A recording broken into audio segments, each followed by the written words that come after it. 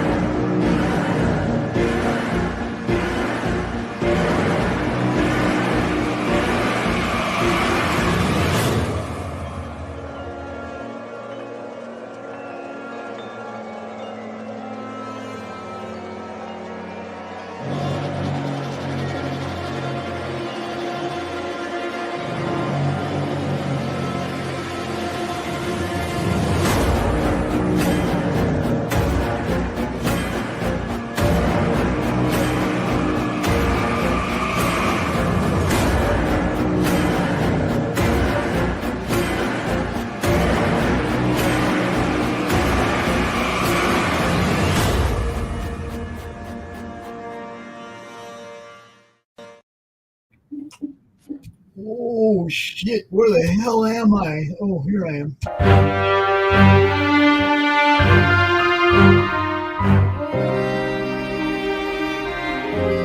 Welcome to Based on a True Story, Volume 6, Tales of the Underworld, where true crime collides with the furry, funny, and fierce world of the Dust Bunny Mafia.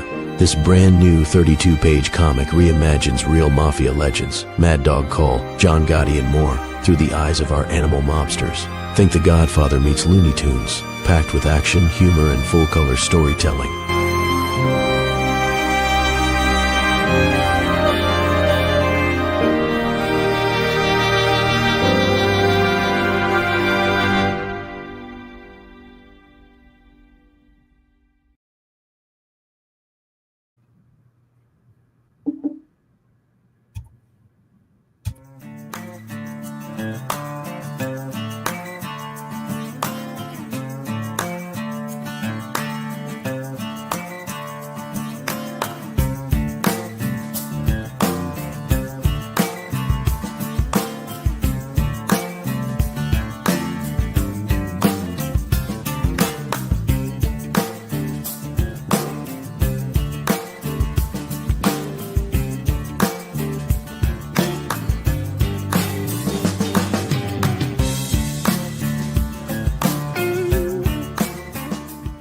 It's Flip City Magazine, The Parodies, Special Edition, with savage send-ups of The Walking Dead, Star Trek Picard, Stranger Things, The Mandalorian, Guardians of the Galaxy, and more from the first 4 years of Flip City. Get Flip City The Parodies free when you subscribe in print at flipcitymag.com. The world's best satire magazine, and never, ever woke.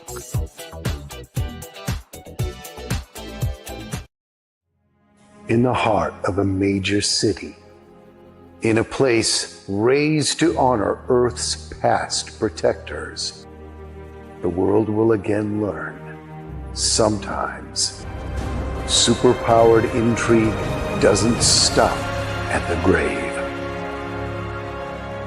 Galaxy Memorial Park, Volume 1, beginning crowdfunding Memorial Day 2025.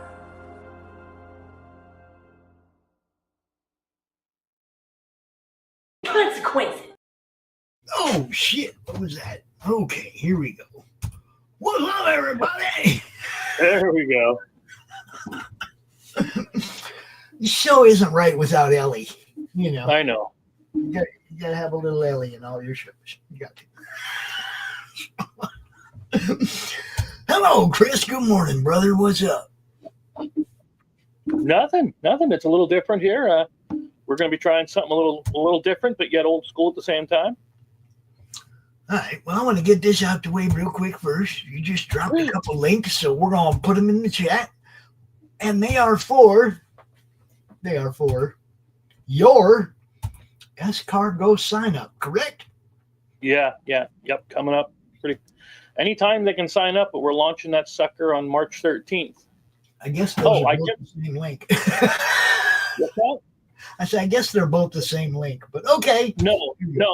One of the first one, the Escargot game, takes you to Backer Kit, so you can sign up there. Okay. The other one takes you to Kickstarter, just in case whichever one you prefer, because I want to give you options. Cool.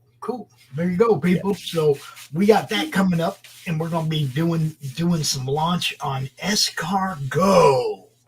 When we're going to do that? When? Oh, we're going to be playing it. We're going to be launching it. We're probably going to play it within the next few days.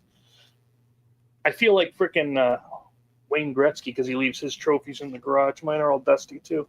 But did I ever show you this one? No, you did not. Yeah, Slaughterville won best in Expo for a game convention. Now that sounds cool and all, but when you realize it also beat out PlayStation and Xbox games, that kind of makes you feel pretty good about that one. Hell yeah. Look, we know this. We know that Slaughterville is a blast to play. All right. Anybody who has played it knows it's a blast to play. Look at this guy. 2 awards actually for Slaughterville. Very nice. Yeah. And we are going to get back into doing another RPG live of Slaughterville. So I have it all written. I'm starting to write the Slaughterville RPG's next book. I'm starting to write that. So everything's going. It's just I got a bunch of campaigns coming, and I can't wait for you to get them. See, this is my biggest problem. All my people are making all this cool shit, but none of them have time to come hang out and play it. We don't are worry, going to be playing it in this time slot. In fact, yeah. Okay. We're going to be doing stuff for gaming right here Thursdays. We might move it forward to 10 a.m. so that we have a 3-hour window between like 10 and 1, right? Yeah. But this is where we're going to do the gaming, guys. We're going to play Slaughterville. We're still going to do demos in this slot when we're not playing, but really looking forward to getting another Slaughterville fired up because I just love that shit. I love it. So much fun to play. But speaking of, so I'm going to throw this out here quick. This is your box for Escargot. It's literally, this is what the box is going to, your pieces will be nicer than what mine are in here because this is just my demo copy, but you're going to make your own tracks and double-sided tiles. So you'll build a track and you'll take these snails, race them across the track, throwing out bombs, adding speed boosts, all while trying to keep your cargo so that you can become the best snail by the end of the race. You want to make sure you want to work for UPS, right? So, well, yeah. I had a French guy go to me, I appreciate the pun, so that was pretty cool. He appreciate that joke is so old though, escargot joke. Yeah, but it works. I mean, I don't know how this ever got thought of. A snail delivery service called Escargot. Yeah, and there it is. It's for those people who've done Kickstarters or who have bought books from people in Kickstarter, and sometimes you're just waiting, yeah. and you can see that your package is in New Orleans, even though it was mailed to you 100 miles away. Mm-hmm. How long is it going to take for it to get here? How long? And I will say, I don't go to Kickstarter or I don't go to any of the other platforms unless I'm ready to print. So as soon as I get the money from them, I put the order in to get it printed, and I keep you updated along the way. The only issue, and I had this issue with the Slaughterville cards. Sometimes the manufacturer takes longer, but we do get them made in the U.S., so that's important. Yes. They're not being shipped overseas. They're coming from the U.S. It just sometimes manufacturing takes longer. So, but I keep you up to date no matter what. But anyway, that's enough self-promotion, I guess. What the hell are we here for? I forget. No, I don't forget. Well, for me, I'm responding to old Matthew there in the chat. He said, we'd never known this was live if not for Facebook. But, Matthew, if you pay attention to the Meg.tv, you see all of our programming schedule there, the whole schedule. And then you'd know, and you wouldn't be relying on Facebook or YouTube to tell you. You would just know. See how that works? Arkham Horror. Arkham Horror. Yeah, today we're going to be taking a look at the Arkham Horror RPG, which is new to me, but it was actually released sometime in November-ish of last year. And here's the kick in the junk. People know Cthulhu. People know of the... oh, my God. Why is my brain freezing? H.P. Lovecraft. It's probably because I'm not stoned enough. Oh, that always could be, yes. I know. But it's based, of course, on H.P. Lovecraft, where all of this started. And what I liked about him is that he was encouraging of other people to use his property, spread it out there, right? So I like that. I like that about it. Then came the Call of Cthulhu RPG by Sandy Peterson, which we've played, right? You remember that one? Going to the police station and all that stuff? The ghouls in the cemetery one? Yeah. Okay. Yeah, you and I have played the Call of Cthulhu one. Yeah. That was fun because I really went outside the box on that. That's fine, which is perfectly fine. That's what an RPG is supposed to do. But after that, they first came out with the Call of Cthulhu with Sandy Peterson, I think in the 70s. So I was probably, 2 or 3 at the time. But anyway. I'm playing the video game right now for the first time. Oh, I have it. I haven't played it yet. I want to play it. Yeah, I just finally checking it out, but yeah, we'll see if it's any good. We'll find out. I was going to say, yeah, you'll have to let me know how it is then. Yeah. But then they came out with the Arkham Horror board game. And then they did Arkham Horror 2nd edition and Arkham Horror 3rd. That 2nd edition Arkham Horror board game and 3rd edition are way different. You could actually have both and they'd be like 2 different games. Then they have Eldritch Horror and they have Elder Sign, which is like a Yahtzee style game. And that's one of my criticisms about this. It is actually something that I also kind of like, and it's weird because it reuses the art from all of those games because they're all made by the same company. So if you're looking at one of the characters in here, it's going to look the same as it does in the Arkham Horror board game, the Elder Sign board game, the Eldritch Horror board game. They're going to look the same because they reused art assets, which makes it cheaper, don't get me wrong. So I kind of like that. But I don't know. I mean, for some things I would have liked to have seen not new art with the same character kind of thing. But anyway. Right.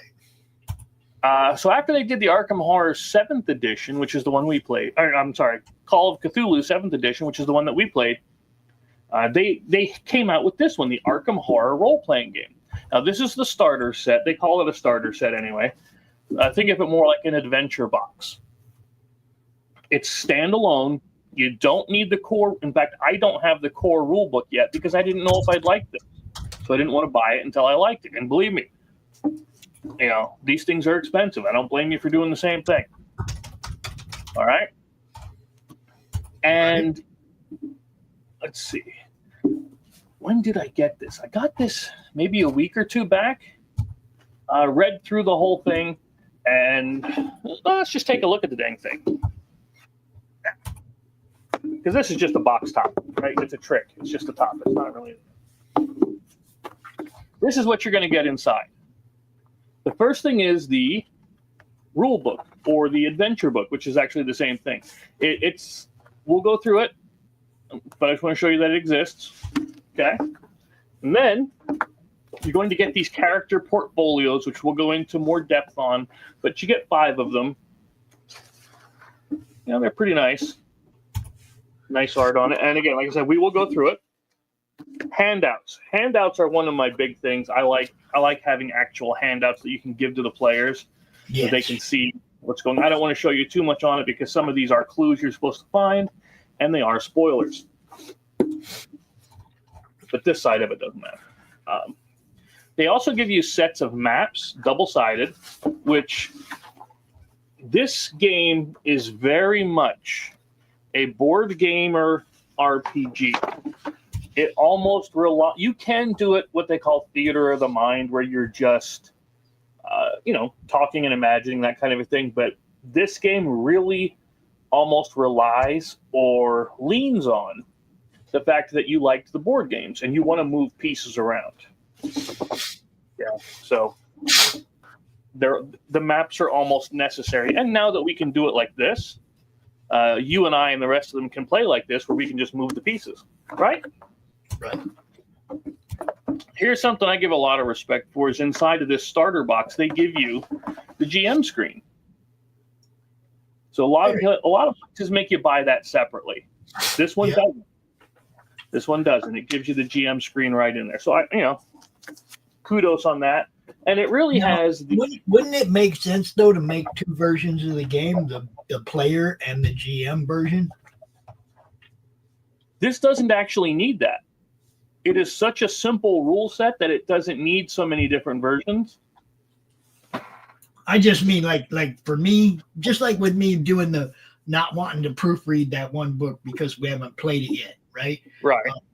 As a player, as soon as I have all the GM tricks and notes and everything, it's not the same. It's not the same playing the game, right? Right. And in fact, in the book, which is one of the things I was going to go into, in the book, it tells you if you're not going to be the GM, stop reading here. Don't read anything more after that. And that's pretty common for RPG books to tell you that. But you want them to tell you that for sure. That's what I mean. Oh, absolutely. Yeah. It just seems like I would make a player box, and then I would make a GM box. Mm-hmm. And they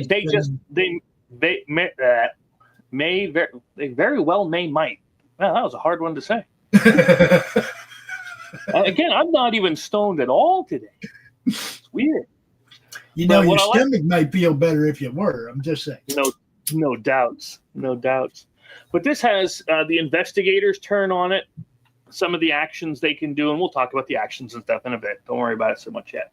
But it talks about the GM's turn, reactions, and all that. But it has the trauma table and the injury table. Now, I will say that the trauma and the injury table, because you're going to be getting your butt whooped a bit, is not in the rule book that they give here, but it is in the main core rule book.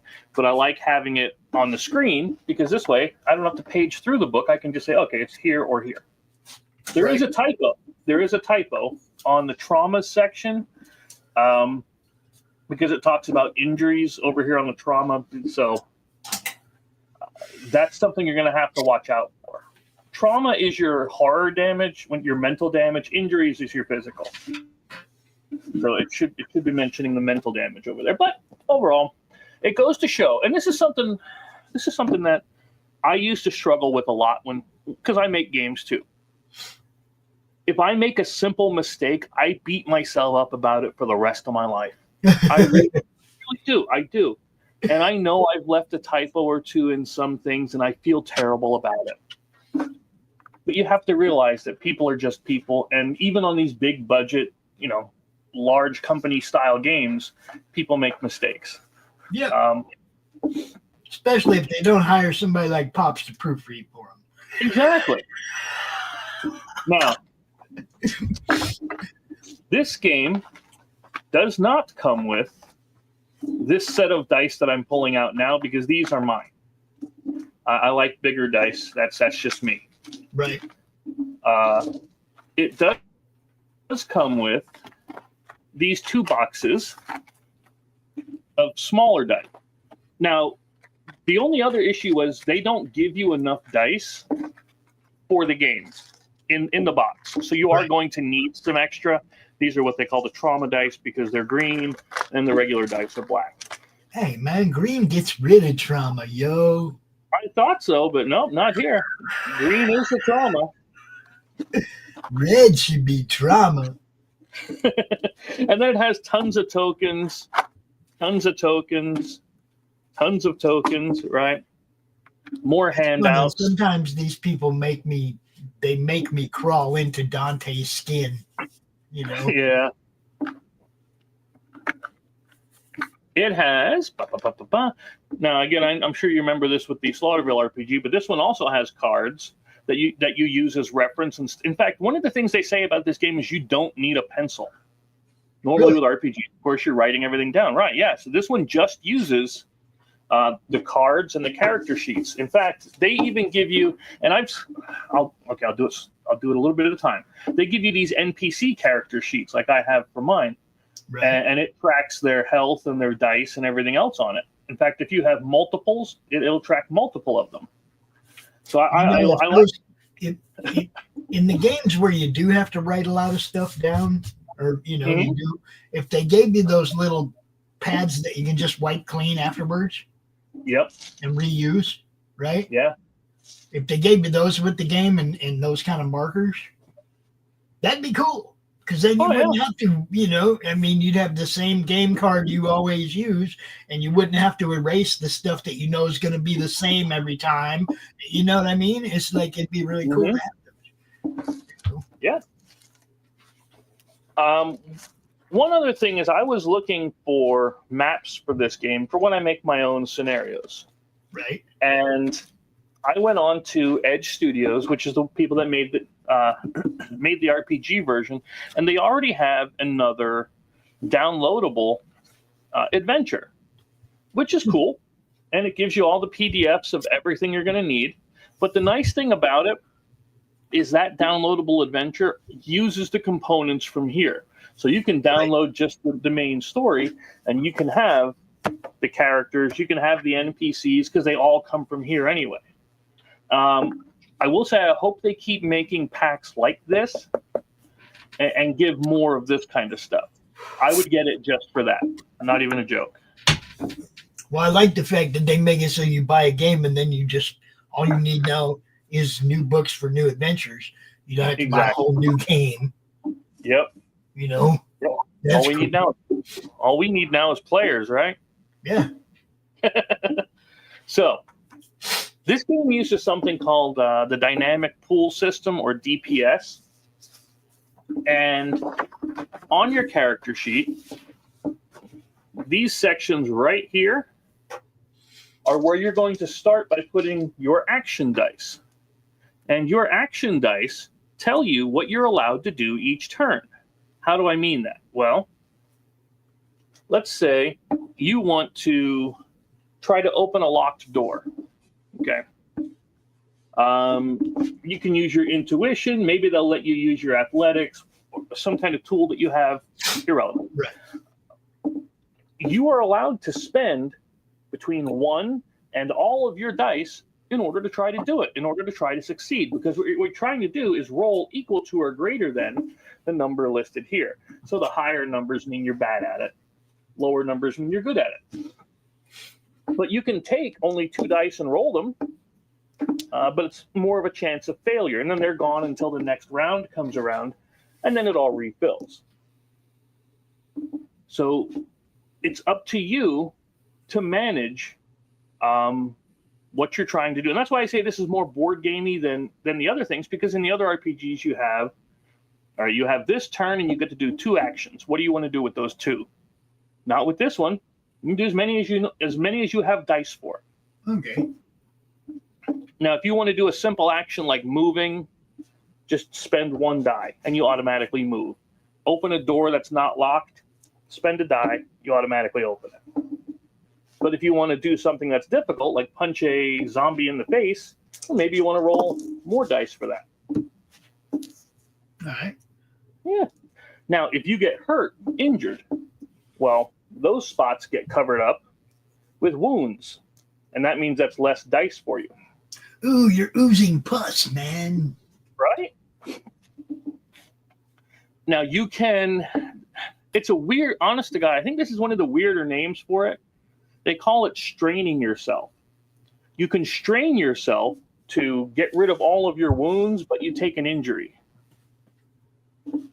And that refills your dice pool then. Now, if your health is ever, injury, I don't get that. Yeah, that's one of the things I didn't get. But if your injuries are ever all full, then you have to do that strain thing, and then you take an injury. So it's almost like voluntarily taking an injury. Now, you can spend time healing in between fights and everything else. So there is that at least. You've played D&D with Max, correct? Yeah. Yeah. They have something called feats in D&D. Right. Here they call them knacks. Just something you're good at. I know. If they got to name it differently, okay? It is what it is. Matthew. Yeah. Don't you just hate having to strain yourself?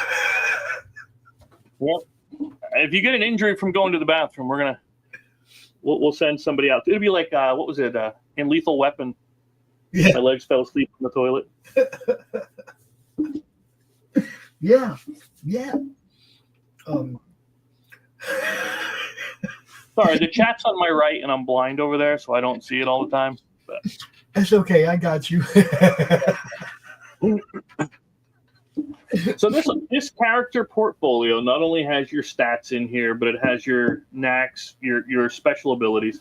If you get spells, well, the spells will be on the cards. It gives you starting weapons as well as what the starting weapons can do. And over here... Can we go back just a second, though?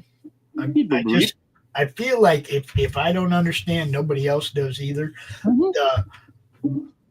Wounds are worse than an injury. No. Wounds are what you take during a fight that can heal. You can heal them almost Band-Aid-like after a fight. Right. Injury is something like a broken arm, so that's going to take longer to heal up. Okay, but where's the penalty if... This is what I'm saying. You say you take an injury and you get your dice back. I don't understand what the penalty is for the then broken arm.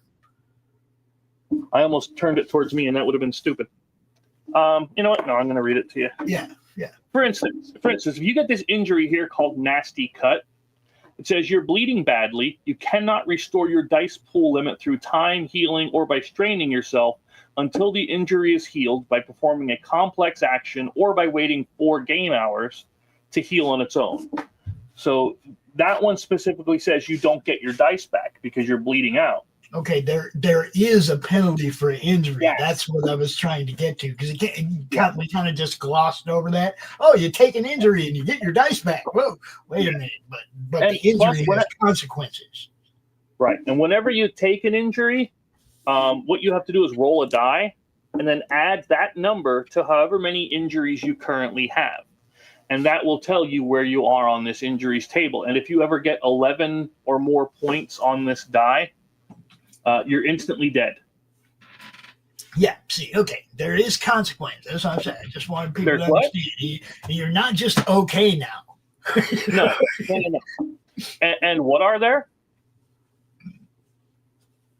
You said there's what? I said there's consequences. Oh, I thought you were going to play it. Sorry. Oh, consequences. Did I load that one? I thought I had. Yeah. Did I even? Yeah. Okay. Oh, wait a minute. How about chicken nuggets? Have consequences. Yeah, there are consequences. Eating chicken nuggets has consequences. Just saying. Yeah. Now, let's say you have to take horror damage or mental damage. Well, instead of putting an injury on, you're going to put these, which is horror damage. Now, here's the kicker. Horror damage you still get dice for, okay? Right. But if you ever, and when you roll these, you must roll them first as part of whatever you're picking. But if you ever roll a 1 on the horror die, that means that's when you take that trauma, the mental injury thing, and it's, oh goodness. And it's based on what you roll on these dice, plus however many other traumas you have and all that. If the nuggets are cooked right, you might have to go to the bathroom and strain yourself. For instance, some of the traumas you can be shocked, and not like electroshock therapy kind of a thing, but it's something where you have to drop some items, like you're scared. Stunned, right. You can be overcome by horror, you can have your mind undone, or your brain can just be lost in time and space. And again, these things can be healed through other characters helping you through the trauma, like with therapy checks and so on, in order to, well, get rid of it. I also like these because it has the characters, not the characters, but the investigator's shortcut sheet, reference sheet right here. And you can level up in this game. You can modify your characters in this game. And it tells you how you can do that. So overall, the characters are very simple. And they do have fillable character sheets out there so you can make up your own. But everything is really just based on whatever dice you pick out of your pool. What you're going to roll is based on your stat. You have to roll equal to or higher. Simple. Pretty easy, right? Right. And they had Joe Diamond. They have William Yorick, Rita, Daisy, and Carolyn. Daisy Duke? No, what the hell is her last name? Daisy Walker. It's the 1920s. They're not going to have Daisy Dukes in 1920s. Well, I mean, they could have had a great grandmammy. Yeah. Yeah. But like I said, so these will be your items on the cards, things that you can get, items and spells and so on. Now, the adventure in this one takes you through what's called the Hungering Abyss, and I don't want to give too much away, but there's a cult trying to raise an elder god. Shocker, I know, in a Cthulhu thing or a Lovecraftian thing. And again, the art's pretty nice in it. I honestly think some of these books use the art to pad the page count. But it gives a nice intro to what an RPG is, which I think most of these starter books should do, so you get an expectation and understanding of what an RPG is supposed to be. Also, this thing is strangely stitch bound. Instead of just like staples, it's actually stitched. So, I mean, hey, give them credit for going all out. And I'll take away credit because they talk about H.P. Lovecraft being bigotry and all that crap. Who gives a damn? It's a freaking RPG. Let me play Cthulhu stuff. Am I wrong? No, you are not wrong. Like, I don't need that crap in here. Yes, no. I get it. But it tells you what the GM is supposed to do, what the game master is supposed to do, and it gives a nice short synopsis of each act. And that's how these things are structured as acts instead of scenarios or sections. That's just what they call it. And I don't want to go too much into it, but it starts off, you are visiting this gentleman, Joe Diamond, and one of the characters. See, that's the thing. The kicker on this one is they don't tell you in the beginning. One of the players must be Joe Diamond, or the GM has to play as Joe Diamond because he's required for the game. So that's kind of an issue. Joe Diamond. Oh. You can. He's the gun-toting PI. So, I mean, I like it. Don't get me wrong, but I don't like that it's shoehorned in. Well, just because, I don't like that either because, the whole thing about RPGs is going outside the box and challenging the GM. That's the way I look at it, right? Yeah. It's like I want the GM to not just go through the motions, but to have fun. And if you do stuff where the GM goes, "Oh shit," Yeah, I've done that with you. Yes, if you do stuff where the GM goes, oh shit, this is going to get interesting. Right. Because now he's going outside the box too. Mm-hmm. Yeah. See, I try to have fun with these things, man. And you still can. You still can do that with this. It's just as long as one person is playing Joe Diamond, whether it's the game master or the other players, because it starts off at Joe Diamond's house. Right. And that's why you need him there. I don't mind. It's just if I play him, are there parameters I have to stay within, or do I get to just be me, Joe Diamond? No, you be you, Joe Diamond. Okay. It's just that character has to be there. Okay. There's no parameters that he has to do or stay. No. Okay. No, that's good. No. You play your private detective any way you want to play him. That's between you and God. You know. Shit, you know me. Here comes Rockford. Yeah. Here's your cellar where you got your hot boxes and you got your glow lights. No, I'm just. But yeah, the maps are really nice. They're really well detailed. I got to give them credit for it, you know. But at the same time, remember when we played Mansions of Madness? Yeah, I can recognize a lot of the assets on these maps from Mansions of Madness. So it's clear that they took it and reused them. Which, whatever, I don't care. Right. But just be aware of that if that's something you're set against. I don't think it should be a deal breaker, but that's just me. Actually, I mean, if it's same universe, you'd expect some similarity. Right. That's where I was looking at it too. Plus, if it saves the cost and makes this thing, because this box with all the stuff was like $35. So I mean, yeah, if it keeps the price down, I'm all for it. Right. And so this game is going to start off with you visiting Joe Diamond, or you're Joe at his house, and all of a sudden you're going to get attacked by ghouls. It's not a big secret. It happens like within the first couple of things. But what I like about the book is the first act teaches you the combat. It teaches you what they call a structured scenario. And then the second one, once you've all had your fun, you're like, we got stuff, or we got killed stuff, and you get the adrenaline up. Then it goes into showing you in Act 2 how to explore, how to walk around the town, and how you do things non-linearly. You remember how we were saying do whatever you want? So the first act, the first thing is very structured in that you're in the house and you're doing this specific thing just to get you to learn the rules. And I appreciate that. But then it lets you open up. You can go do all the narrative stuff you want. You can go shopping. You can go stand on a street corner and yell at hookers as far as you want. I don't care. If that's what you wish. Whoops, I almost showed you. I think I just showed a spoiler thing. I don't want to do that, so we're going to keep that closed here. But at the same time, this book, there are little things that are almost confusing, and I can see how some people who don't play RPGs might get confused at some of the certain terms.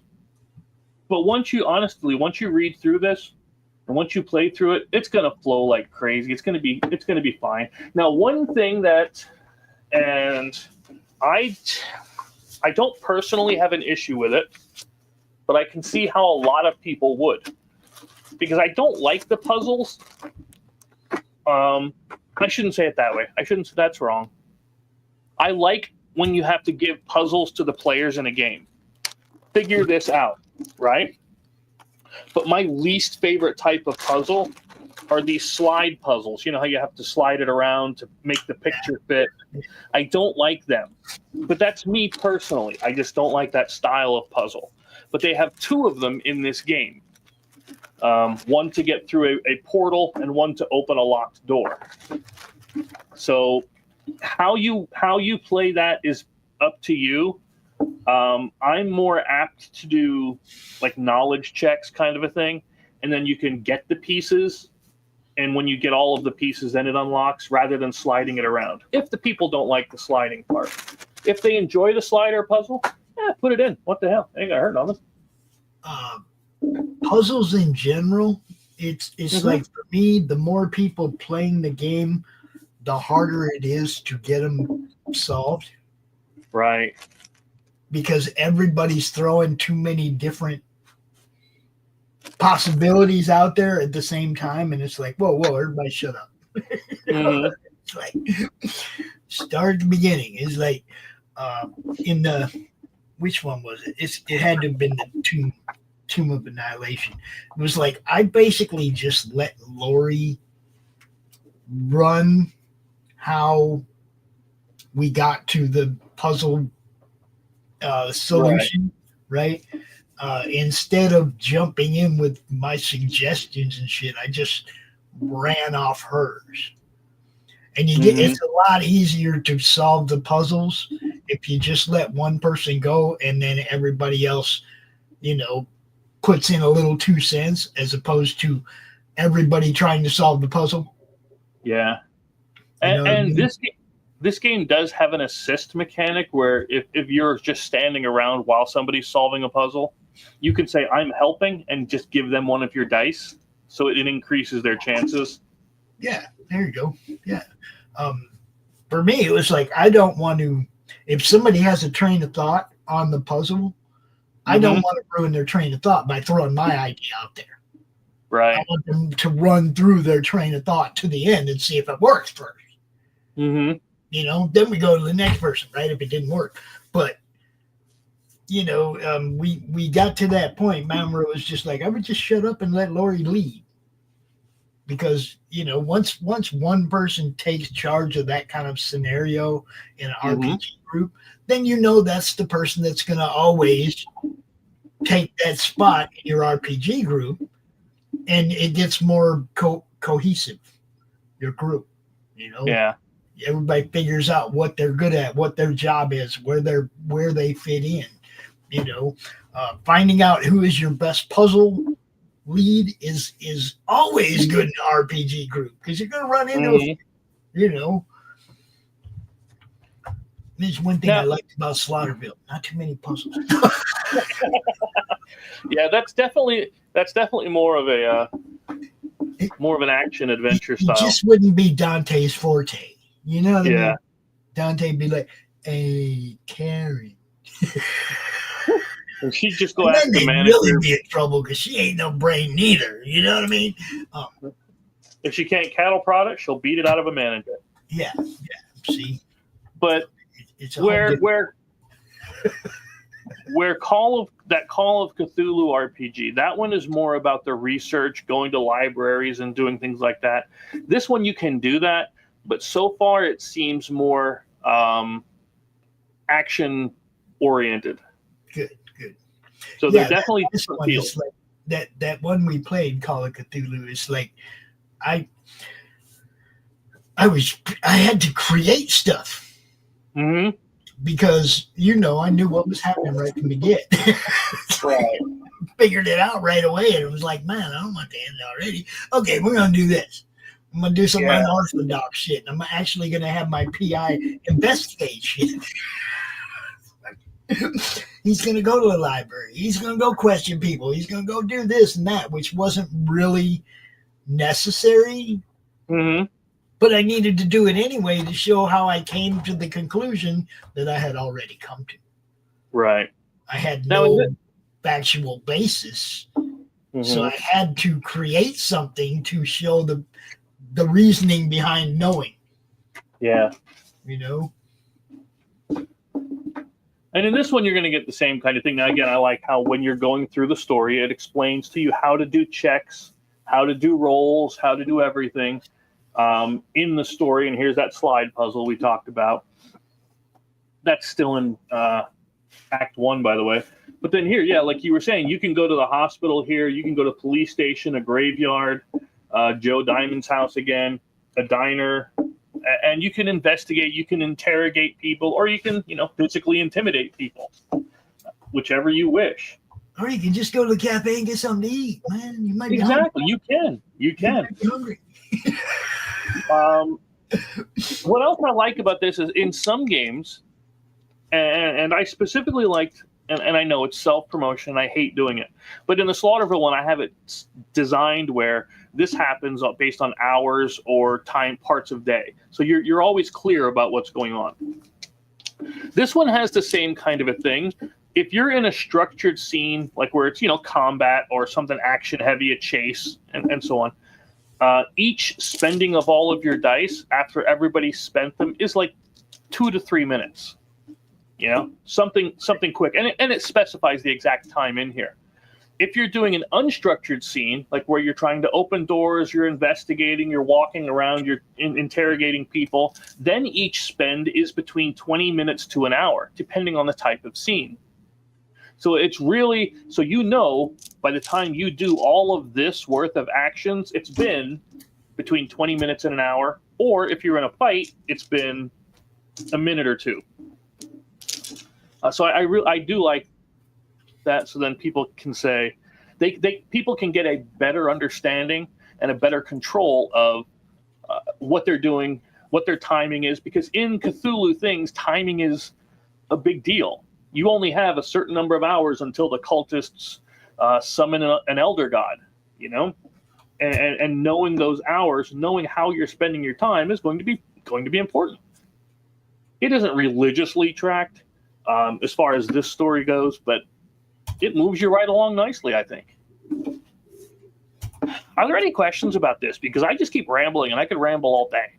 No, that's the whole thing. Your rambling is informative and on point as to what we want to know. You see, if I thought you were like repeating yourself or not giving enough information, I'd be like, yeah, what about this? Just like I did with the injury thing, right? Yeah, I appreciate that. I want to know. I want to understand so that if we do get to the point where it looks like we may play this, because there's no hidden anything and there's no reason we can't. Right.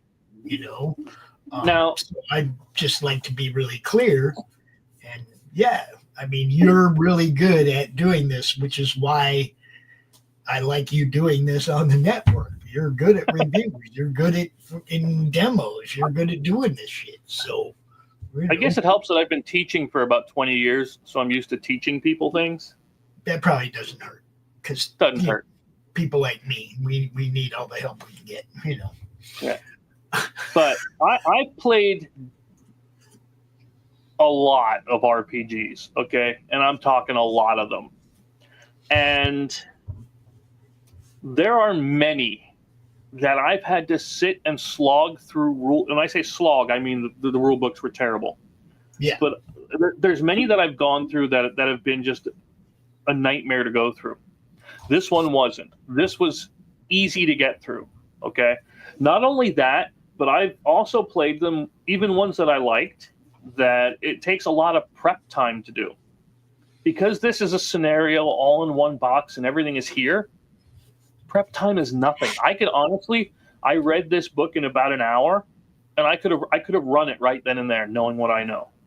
It is that easy to get into, okay? You have your tokens. Everything is all set out. It is so GM friendly that way. Now this kind of irks me about people, but I understand it. All right. There were miniatures for Arkham Horror, not this RPG, but from the old games and everything. Right. And they put them out of stock when they made like Mansions of Madness and things that came with the miniatures already included. The people are actually charging $1,200 for a set of like 6 or 8 miniatures because they're Arkham Horror based. Now that this game has come out, I just went on eBay because I remembered the minis existed, and I like to keep my Mansions of Madness minis in that box. When I saw that, when I saw they wanted like $60 for a Joe Diamond miniature, I'm like, you can kiss my left testicle. Yeah. There's no way I'm paying that. I will use either these tokens here, or if you go on to like Thingiverse, they have Arkham Horror Close Enough investigators that you can 3D print yourself, which is probably honestly what I'm going to do if I decide to do it. But it's a nice 1-inch grid, 5-foot space for those that need to know that with the RPG thing, just like with D&D. So if you're familiar with that, that'll be easy for you. It's just the main difference is this DPS system, and that's what's going to take most people a second or two to learn. But honestly, once you start doing it and you realize these are my actions for the round, Okay, that's it. I want to try to climb up that cliff face. Well, all right, roll your athletics. All right, I really want to make sure I succeed, so I'll use 3. Well, there you go. Now, usually the only thing you need is 1 success, but some of your items and spells and things, if you get an extra success, then it means something. You get a bonus. Usually extra damage or an effect on it, that kind of a thing. Right. But that's it. Once you're out of actions, once you're out of dice for that round, you simply have to pass. I know. I would do the same thing. You hear Rocky getting all up in here? You believe it? I was gonna say you've already. I think you already have a 3D Joe Diamond. Yeah. The Pops Van Zandt. You can use him. Yeah, we can throw him. He's a 1-inch base, can fit right on this grid. You see, you can use him for Joe Diamond, no problem. But yeah, again, everything you need for this adventure comes in this box. There's nothing else you need outside of it except a few more dice. And honestly, you can get this set of 6 to 12 dice at Walmart for like 97 cents for a box of them. It's nothing. If you need dice and you don't have any and you can't get them, call me, dude. I got like thousands of dice. I make games. That's what I do. I'll send you a couple of dice if you really need them. He's got some cool dice, bloodstained dice. Oh, Rocky, what? I know. You just came in. You're soaking wet, dude. You got snow all over you. You just came in. Don't act like you need to go out, dude. And plus, if you decide to create your own adventures, some of these maps, I'd say all of them really, you can use them because there's always a graveyard. Does he remember me or something? Oh, he knows you. You saying hi? Hey, Chris? buddy. I know. See? Oh, you my buddy. When you get to 2 octave high, you know that's definitely a hello. Yeah.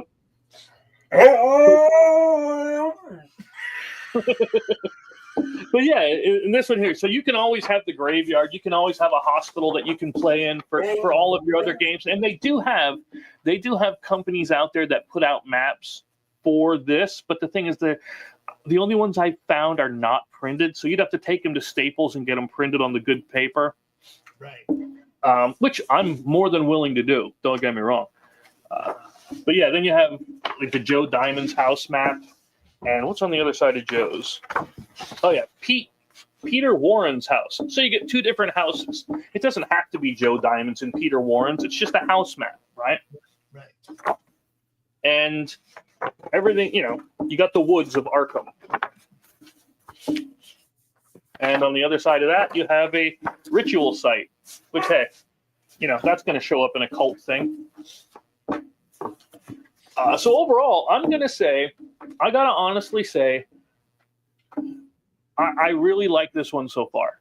And I say so far only because I don't have the main rule book, but as far as just this box, I hope they do more of them. That's how much I like it. I will buy every one if they are all like this. It's a given. It's a guarantee because they are compact. It's a story in the box, and they give you components that you can use for your own adventures. I just want more of it. That's all I can say. I mean, what better recommendation can you get than that? I want more of it. Yeah, that's basically that's the endorsement you want from all your customers. Yep. There you go. So you got some snow headed your way, bro. Oh yeah. We got a little bit coming. I think it's just going to be good. I love snow. I love it. You got some snow headed your way because we just got dumped on. Yeah. I'm gonna have to go out and do some shoveling. And what better to do on a snow day? Yeah, I'm gonna have to go do some shoveling. Yeah. I hate the snow plow. I hate the snow plow. I salted the walk this morning when I was taking the kids out for the bus. man, that snowplow comes by and just throws 2 foot of icy blocks of crap and sand all over the end of our driveway. And I should probably go clear that out before Travis gets home so that he can get into the driveway. All right. Well, I'll stop talking and I'll let you go get that done then. I wasn't insinuating we got to stop, even though I know you're toward the end. I definitely wanted you to cover your own stuff before we go, Mr. I hate self-promotion. I do so much hate it. I'm no good at it. I am terrible at it. But you have all this awesome stuff, man, and people need to know. We got tabletop games, Gods of Metal. We got Gone Hunting, the Cult. Yes. Slaughterville tabletop games, as well as RPGs. Dude's got graphic novels from Slaughterville and novels from Slaughterville. And look, it just keeps going and going and going. So you might as well just get on board with it so you're not playing catch up to a million things later. Exactly. Speaking of, if you'd like to get the Kindle version of the first Slaughterville novel, it is on sale right now for 99 cents on Amazon.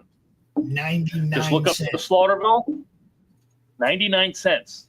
And you get, and look, that book will give you I was going to say, that book will give you a really good overview of what Slaughterville is. And then come back here and we'll play the RPG together.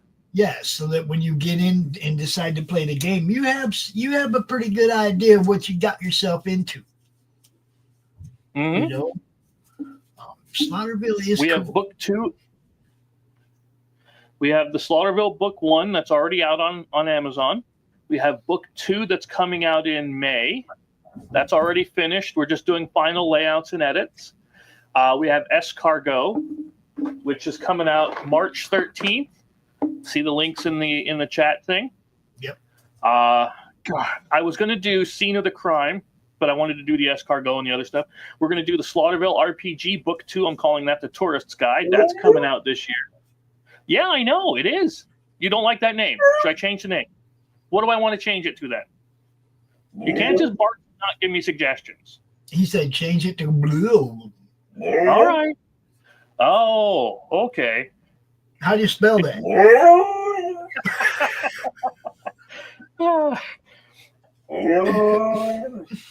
All right, I will. Just for you. He needs to be some kind of an interrupt card. You got to send me a good picture of him. I got to put him in. Most of the time, I have a pretty good idea what he's saying. You know what I mean? But sometimes he just goes all off script on me. Yeah. You know what I mean? Rock, come here, dude. Yeah, send me a picture. I'll put him in as a some kind of an interrupt card. Rocky, come here. But yeah, so we have a lot coming this year. We have a lot going on. If you'd like to get the RPG, you want to get Gods of Metal, you want to get let me know. Oh, geez. You're getting attacked by both of them now. Where'd you go? Come back here. He's up on the fucking bed. Hey, you better get off my bed, you shitting monster.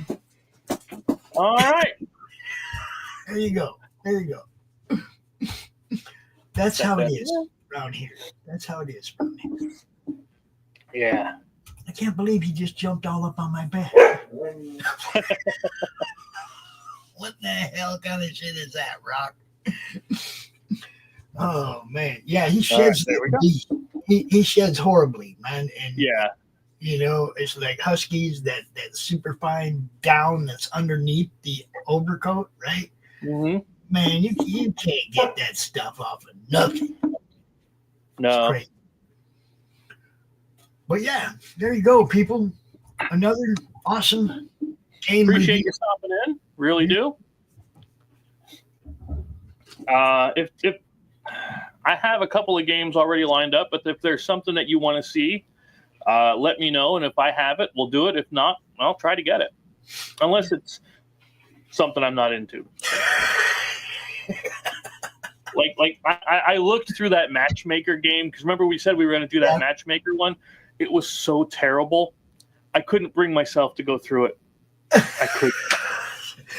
You almost got romance today. Almost. Oh, it was horrible. It was a terrible one.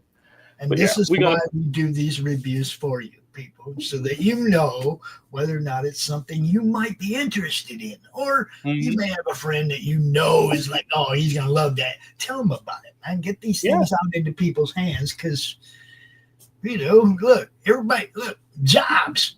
Okay, some people, this is their job. Some people print boxes and do all the different parts of this, help people keep their job.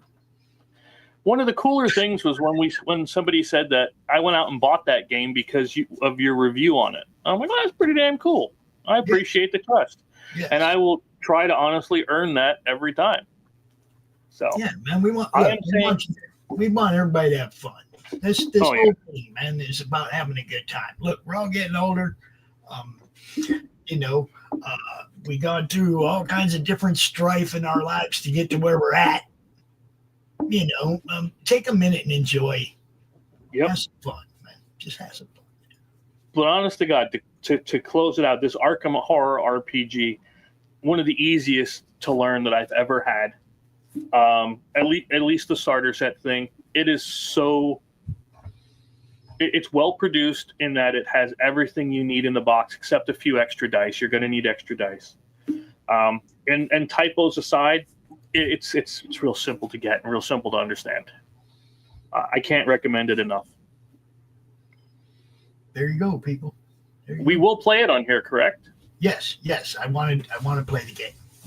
You got my attention. It looks fun, but I get to be Private Van Zandt or Private Investigator Van Zandt or whatever.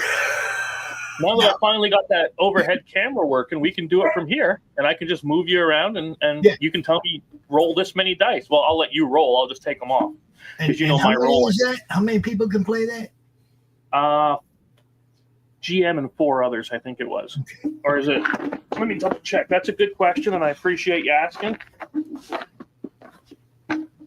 Oh. Age 14 plus. It does not list on here, but it has 5 character portfolios. So I would say GM plus 5. Okay, so there you go, people. If you watch this and you want to join us playing this, send Chris or I a message so that we can start figuring out a time slot, a time to play it. And go sign up for Escargot. Because everybody who's been involved in a Kickstarter campaign or, bought a book or whatever understands slow shipping. Hell, Carrie went through it with that mug she tried to buy a couple months or last month or, whatever. Eventually didn't get there and we junked that store because of slow shipping. Mm-hmm. You see what I'm saying, people? It's irrelevant to the times game. But I made this to be a tiny box Mario Kart. Mm-hmm. Sure, you're racing snails. It's got the humor in it with the escargot thing. But it's really you racing around a track as snails, but you're getting weapons like Mario Kart, throwing them at people. And I even have one. Well, that's a stretch goal one, salt. So banana bombs. You know what's up. Yeah, that's all in there, but I just call them something else kind of thing. But so if you like Mario Kart, you're going to like that. Let's put it that way. There you go, people. All right, y'all. Look, I guess Killer Karen's not too far. What's the website where they can find all your stuff? Where's the link they can find all your stuff? All the stuff. The best thing is, let's see. We have the Facebook, Laughing Rogue. We have X, Laughing Rogue PA. And my website is laughingrogue.com. I am horrible at updating because I'm always working on other stuff. Mm-hmm. So basically, get a hold of Chris if you want some of his stuff. Yeah, X or Twitter. I have them on eBay as well. So there you go. There's plenty of ways to get it. In fact, I'm also going to be on with Geek Men. We're working out of time, but I've been talking to them quite a bit. I'm going to be on with them. Cool. Yeah. Cool. You should be. Those, you know, all these guys, man, that do all this cool shit. Everybody needs to get together and have fun, man. That's what I'm saying. That's what I'm saying. We can get them to come on and do the RPG thing. I know we could. I think we get Dustin to get up in there for sure. Zombie works so many weird hours that you just can't. It's hard locking him in, you know. Yeah. But definitely Dustin is down, you know. I'm sure. Sounds good. Love it. So, all y'all have a great day. We appreciate you tuning in, you know, especially you lurkers over there on Rumble that never say anything. We see you. We see you, you know. There you have it, people. That Chuck Dixon replay might not happen till 3 o'clock today because he aired it late, so I'm getting it late. You know what I mean? No. Yeah. Oh, no. Rocky understands. It's painful. But yeah, maybe 3 o'clock for Chuck Dixon, but we will play it. Don't worry. We got you. Y'all have a great day. We are out of here. Or something.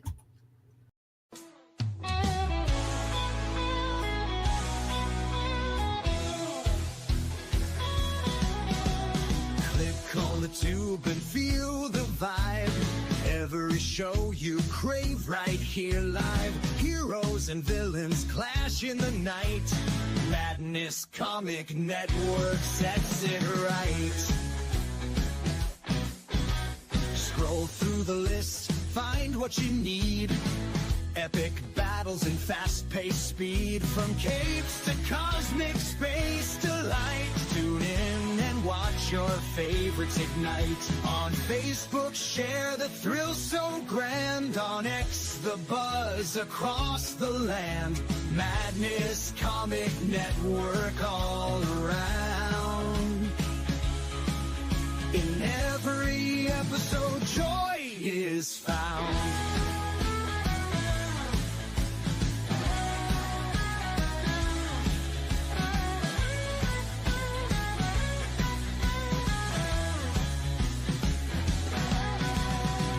Uploads, they never end.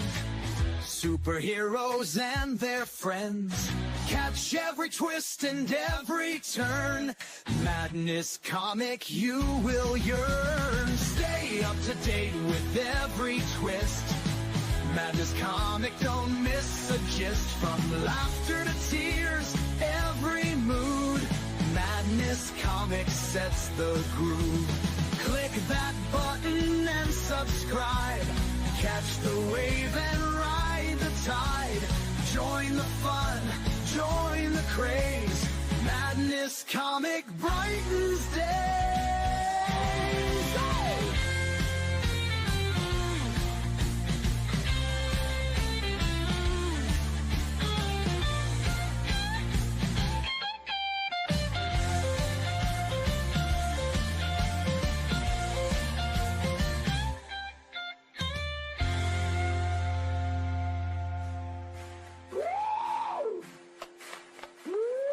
New uploads, they never end. Superheroes and their friends. Catch every twist and every turn. Madness Comic, you will yearn. Stay up to date with every twist. Madness Comic, don't miss a gist. From laughter to tears, every mood. Madness Comic sets the groove. Click that button and subscribe. Catch the wave and ride the tide. Join the fun, join the craze. Madness Comic brightens